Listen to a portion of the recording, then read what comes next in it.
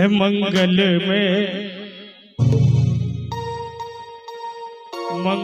में दिन आज है पाहुन छठ आए।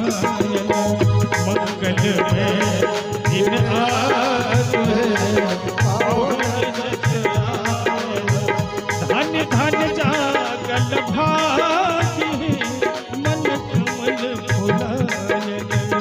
धन धन जागल भागी मंगल में दिन आज है पाहुन छठ आए।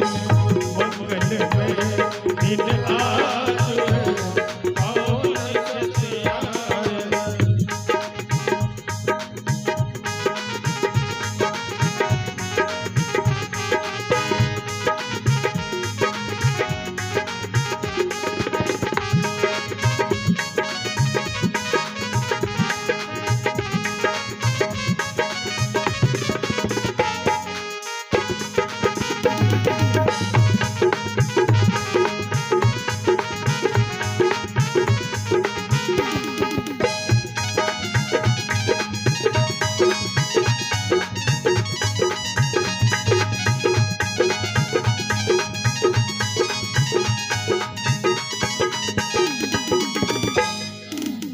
मंगल घट सो द्वारि सजावल। मंगल घट सो द्वारि सजावल। कंचन दिया बारी हम लावल। काफलहार गुलाबी इनका पहिरावल। काफलहार गुलाबी इनका पहिरावल। मंगल में दिन आज है पाहुन छठ आए। मंगल में दिन आज है पाहुन छठ आए।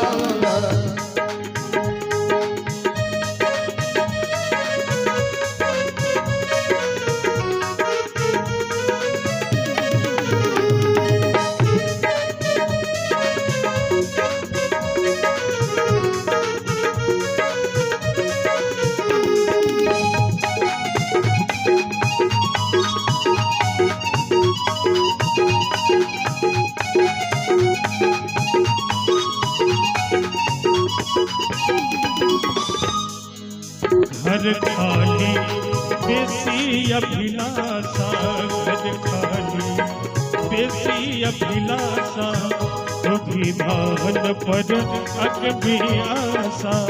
मान बढ़ावल पागी इनका पहिरावल। मान बढ़ावल पागी इनका पहिरावल।